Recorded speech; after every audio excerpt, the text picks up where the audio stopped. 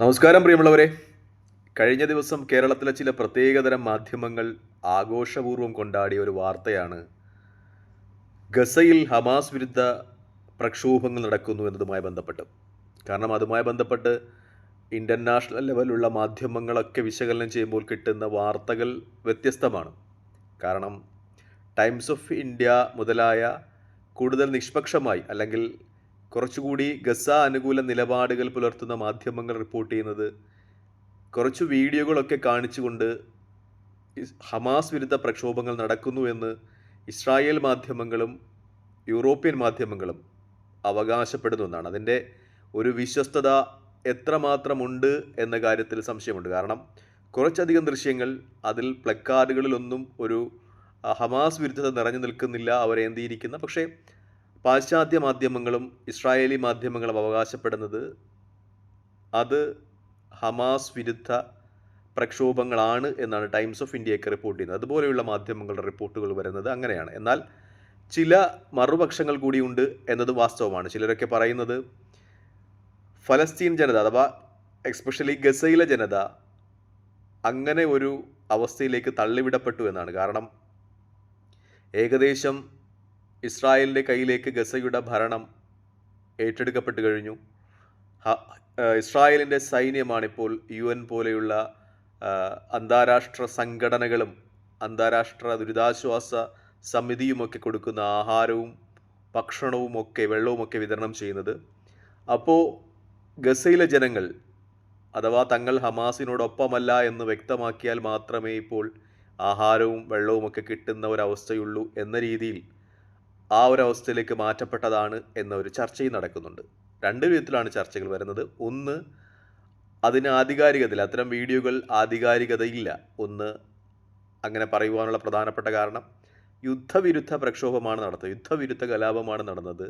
അത് ഹമാസിന് എതിരായിട്ടുള്ള ഒരു പ്രക്ഷോഭമല്ല, മറിച്ച് ഗസയിലെ ജനങ്ങൾ യുദ്ധം നിർത്തണം എന്ന രീതിയിൽ തെരുവിലിറങ്ങിയത് അത് ഹമാസിന് വിരുദ്ധമായ ഒരു കലാപമായി പാശ്ചാത്യ മാധ്യമങ്ങളും അതുപോലെ ഇസ്രായേലി മാധ്യമങ്ങളും വളച്ചൊടുക്കിയായിരുന്നു എന്ന ഒരു തരത്തിലുള്ള ചർച്ച അന്താരാഷ്ട്ര തലത്തിൽ ഉയരുന്നുണ്ട്. ടൈംസ് ഓഫ് ഇന്ത്യയുടെയൊക്കെ വീഡിയോ കാണുമ്പോൾ അത് ആണ് ശരി എന്ന ഒരു നിഗമനത്തിൽ നമ്മളെത്താം. കാരണം ഗസയുടെ ഒരു പോരാട്ട വീര്യം നമ്മൾ അറിയുന്നതാണ്. അവരിൽ നിന്ന് ഇങ്ങനെ ഒരു സമീപനം നമ്മൾ പ്രതീക്ഷിക്കുന്നതുമല്ല. പക്ഷേ കേരളത്തിലെ ചില പ്രത്യേക തരത്തിലുള്ള മാധ്യമങ്ങൾ അത് കൊണ്ടാടുന്ന ഒരു സ്ഥിതിവിശേഷമാണുള്ളത്. പലതും അവർ കണ്ടിട്ടില്ല, അവർ കണ്ടിട്ടും കണ്ടില്ല എന്ന് നടിച്ചതാണ്. കാരണം ഇപ്പുറത്ത് ഇസ്രായേലിൽ കഴിഞ്ഞ കുറേ നാളുകളായിട്ട് ആഭ്യന്തര പ്രക്ഷോഭങ്ങളുടെ വലിയ ഒരു നിര തന്നെ നടക്കുന്നുണ്ട്. പ്രത്യേകിച്ചും ബെഞ്ചമിൻ നെതന്യാഹുവിൻ്റെ വീട്ടിലേക്ക് പ്രക്ഷോഭകാരികൾ വലിയ മാർച്ച് സംഘടിപ്പിച്ചു.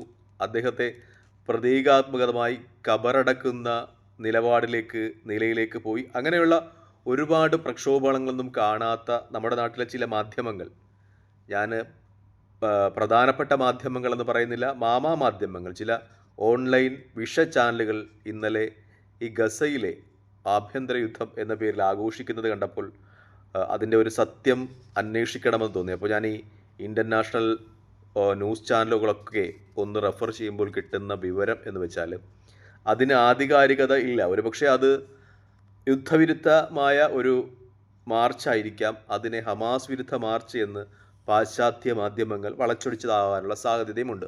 ടൈംസ് ഓഫ് ഇന്ത്യ പോലെയുള്ള മാധ്യമങ്ങളൊക്കെ പരതുമ്പോൾ നമുക്ക് അങ്ങനെയാണ് കിട്ടുന്നത്. പക്ഷേ ഹമാസ് വിരുദ്ധ പ്രക്ഷോഭങ്ങളായിരിക്കുവാനുള്ള സാധ്യതകളുമുണ്ട്. അതിന് മാധ്യമങ്ങൾ നിർത്തുന്ന ഒരു കാരണം, ഇപ്പോൾ ഹമാസാണ് ഇത്തരം ഒരു സംഭവ വികാസങ്ങൾക്ക് കാരണം. ഹമാസിനോടൊപ്പം അല്ലെങ്കിൽ മാത്രമേ തങ്ങൾക്ക് അവശ്യ സാധനങ്ങൾ കിട്ടൂ എന്ന രീതിയിലേക്ക് ഫലസ്തീൻ അല്ലെങ്കിൽ ഗസയിലെ അവസ്ഥ കൊണ്ടുചെന്നെത്തിച്ചിട്ടുണ്ട്. അത്തരം ലഘുലേഖകളൊക്കെ ഇസ്രായേൽ ഗസയുടെ ഭാഗങ്ങളിൽ ഹെലികോപ്റ്ററുകൾ വിതരണം ചെയ്തിട്ടുണ്ട് എന്ന ഒരു വാർത്തയും കൂടി അന്താരാഷ്ട്ര മാധ്യമങ്ങളിൽ നിറഞ്ഞു നിൽക്കുന്ന പ്രധാനപ്പെട്ട വാർത്തയാണ്. പ്രത്യേകിച്ചും ഇസ്രായേൽ ഇപ്പോഴും ഒരു ആഭ്യന്തര സംഘർഷത്തിൻ്റെ നിഴലിൽ തന്നെ എന്ന് തന്നെയാണ് ഇപ്പോഴും റിപ്പോർട്ടുകൾ സൂചിപ്പിക്കുന്നത്. നമ്മുടെ നാട്ടിലെ ചില ഓൺലൈൻ മാധ്യമങ്ങളൊന്നും അത് റിപ്പോർട്ട് ചെയ്യാത്തത്, അത് കണ്ടിട്ടും കാണാത്തതുപോലെ ചത്തതുപോലെ കിടക്കുന്നത് എന്താണെന്ന് മനസ്സിലാകുന്നത്. പ്രത്യേകിച്ചും റോണൽ ബാർ എന്ന് പറയുന്ന ഇസ്രായേലിൻ്റെ ഷിൻബട്ടിൻ്റെ തലവനെ പുറത്താക്കിയതുമായി ബന്ധപ്പെട്ട്, ഒപ്പം ആന്റണി ജനറലിനെ പുറത്താക്കിയതുമായി ബന്ധപ്പെട്ടൊക്കെ വലിയ പ്രക്ഷോഭങ്ങൾ ഒക്കെ ഇസ്രായേൽ നടക്കുന്നുണ്ട്. പ്രത്യേകിച്ചും ഇസ്രായേലിൻ്റെ സ്റ്റോക്ക് എക്സ്ചേഞ്ചുകളിലും അതുപോലെ ഓഹരികളുടെയും ഒക്കെ വിപണികൾ കുത്തനെ ഇടിയുന്നു എന്ന് തന്നെയാണ് അന്താരാഷ്ട്ര മാധ്യമങ്ങളൊക്കെ സൂചിപ്പിക്കുന്ന ഏറ്റവും പ്രധാനപ്പെട്ട കാര്യം എന്നതും ഈ അവസരത്തിൽ ചേർത്ത് വായിക്കേണ്ടതുണ്ട്. പക്ഷേ നമ്മുടെ നാട്ടിലെ ചില പ്രത്യേക തരത്തിലുള്ള മാധ്യമങ്ങൾ അത് കണ്ടില്ല എന്ന് കരുതി ഉറക്കം നടിച്ച് കിടക്കുകയോ അഥവാ ചത്തതുപോലെ കിടക്കുകയോ ആണ് എന്നാണ് യാഥാർത്ഥ്യം. മറ്റൊന്ന്, സിറിയയിലെ പുനരധിവാസവുമായി ബന്ധപ്പെട്ട് ഖത്തറിൻ്റെ ചലഞ്ച് വരുന്നു എന്താണ്? 27-ാം നോമ്പിൻ്റെമായി ബന്ധപ്പെട്ട് ഖത്തർ ചാരിറ്റി സിറിയയിലെ ആഭ്യന്തര കലാപത്തിൽ തകർന്നുപോയ സ്കൂളുകളുടെയും പള്ളികളുടെയും വീടുകളുമൊക്കെ പുനരുദ്ധീകരണത്തിന് വേണ്ടി ചലഞ്ച് നടത്തുന്നതാണ്. ഏകദേശം 40 ദശലക്ഷം ഖത്തർ റിയാലാണ് ഖത്തർ ഇതുവഴി ലക്ഷ്യമാക്കുന്നത്. പക്ഷേ കഴിഞ്ഞ തവണ ഖത്തറിന് ഈ ചലഞ്ചിലൂടെ കിട്ടിയത് 110 കോടി ഖത്തർ റിയാലാണ് എന്നൊരു യാഥാർത്ഥ്യം അന്താരാഷ്ട്ര മാധ്യമങ്ങളൊക്കെ പങ്കുവയ്ക്കുന്നുണ്ട്.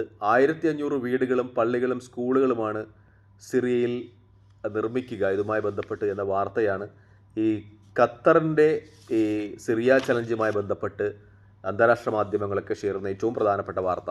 ഗസയിലോട്ട് വന്നാൽ ഗസയിൽ സംഭവവികാസങ്ങൾ വളരെ ദാരുണമാണ് എന്ന് തന്നെയാണ് സംഭവവികാസങ്ങൾ സൂചിപ്പിക്കുന്നത്. പ്രത്യേകിച്ചും ഇന്നലെയൊക്കെ നമ്മൾ നേരത്തെ ചർച്ച ചെയ്തതുപോലെ ഹമാസ് വിരുദ്ധ കലാപങ്ങൾ ഉണ്ടായി എന്ന രീതിയിൽ അന്താരാഷ്ട്ര മാധ്യമങ്ങൾ ചർച്ച ചെയ്യുമ്പോൾ തന്നെ അതിനെ നിഷേധിക്കുന്ന രീതിയിലുള്ള ചില വാർത്തകളും വരുന്നുണ്ട്.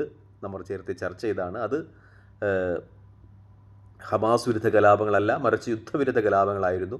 അന്താരാഷ്ട്ര മാധ്യമങ്ങളല്ല, മറിച്ച് ചില പ്രത്യേക ഉദ്ദേശത്തിലുള്ള മാധ്യമങ്ങൾ, ഇസ്രായേലി പാശ്ചാത്യ മാധ്യമങ്ങൾ അങ്ങനെ വളച്ചൊടിക്കുകയായിരുന്നു എന്ന ഒരു ചർച്ചയും അന്താരാഷ്ട്ര തലത്തിൽ വരുന്നുണ്ട്. എന്തായാലും ഗസയിലെ പോരാട്ട വീര്യം അത് നിലയ്ക്കുന്നതല്ല എന്നാണ് ഏറ്റവും വലിയ യാഥാർത്ഥ്യം. ഒരു പക്ഷേ താൽക്കാലികമായി ഗസ പിടിച്ചെടുക്കുവാൻ ഇസ്രായേലിന് കഴിഞ്ഞേക്കാം. പക്ഷേ ഗസയുടെ ഒരു ചരിത്രം അറിയാവുന്ന ആളുകൾ, ഞാൻ എപ്പോഴും പറയാറുള്ളത് പോലെ ഞങ്ങളുടെ സ്കൂൾ കോളേജ് ടൈമിലൊക്കെ നമ്മൾ ഈ ഗസയുടെ പോരാട്ടവുമായി ബന്ധപ്പെട്ട കഥകൾ വായിക്കുമ്പോൾ, അന്ന് പത്രങ്ങളൊക്കെ കാണുമ്പോൾ ഈ ചീറിപ്പാഞ്ഞു വരുന്ന സയണിസ്റ്റ് ഇസ്രായേലി ടാങ്കുകൾക്ക് മുന്നിൽ ഈ കവണയിൽ കല്ല് തൊടുത്ത് എതിർത്തിരുന്ന ഫലസ്തീനി കുട്ടിയുടെ ധൈര്യം, ധീരത, അത് കാലഘട്ടങ്ങളോളം നിലനിൽക്കുമെന്ന കാര്യത്തിൽ സംശയമില്ല. ഇപ്പോൾ സ്ഥിതിഗതികളൊക്കെ മാറി. ചുറ്റുപാടുമുള്ള അവരുടെ അറബ് സഹോദര രാജ്യങ്ങളൊക്കെ സാമ്പത്തികമായും സൈനികമായൊക്കെ ശക്തരാണ്. ഒപ്പം ഇറാൻ്റെ, റഷ്യയുടെ, ചൈനയുടെ ഒക്കെ പിന്തുണയുണ്ട്. ലോകത്തിൻ്റെ വിവിധ ഭാഗങ്ങളിൽ നിന്ന്, ദക്ഷിണാഫ്രിക്ക ഉൾപ്പെടെ വിവിധ രാജ്യങ്ങളിൽ നിന്ന് ഫലസ്തീൻ അനുകൂലമായ സംഭവവികാദികൾ, നയതന്ത്രജ്ഞതൊക്കെ ഉരുത്തിരിഞ്ഞു വരുന്നു.